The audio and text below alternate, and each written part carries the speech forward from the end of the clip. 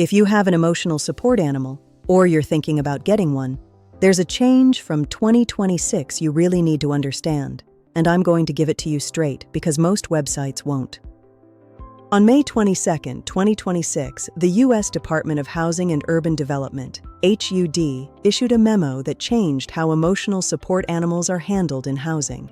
If you've seen scary headlines saying ESAs are no longer protected, take a breath. It's more nuanced than that, and by the end of this video, you'll know exactly where you stand and what to do next. So here's what actually changed.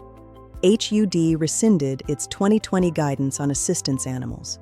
Going forward, HUD's enforcement office will only find a Fair Housing Act violation when an animal is individually trained to perform a task related to a person's disability. That's the same standard used for service animals under the ADA.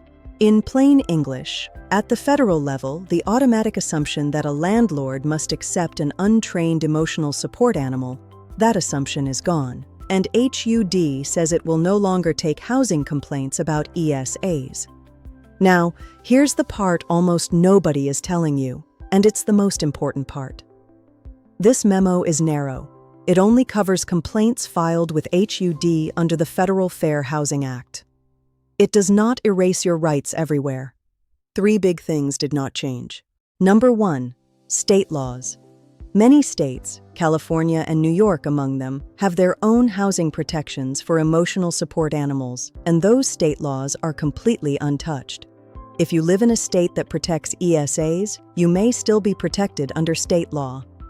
Number 2, Section 504 and the ADA. Federally funded housing and service animal rules under the ADA are unaffected.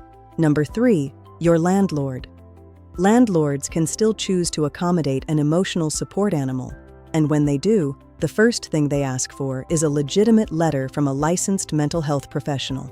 That has not changed at all. So what does this actually mean for you? It means 2 things. If you're in a state that still protects ESAs, a legitimate ESA letter is still valuable, still the documentation landlords request, and still worth having. But if you want the strongest possible protection this HUD change does not touch, you should know about a Psychiatric Service Dog, or PSD. A Psychiatric Service Dog is individually trained to perform a task that helps with a mental health condition, like interrupting a panic attack or providing deep pressure therapy during severe anxiety. Because a PSD is a trained service animal, it's covered under the ADA and the Fair Housing Act, the exact standard HUD is now using. For a lot of people, especially those with a serious condition, moving from an ESA to a psychiatric service dog is now the smarter, safer path. So here's the honest game plan. First, find out what your state says. Your rights now depend heavily on where you live. Second, make sure your documentation is legitimate. And this is where you have to be careful.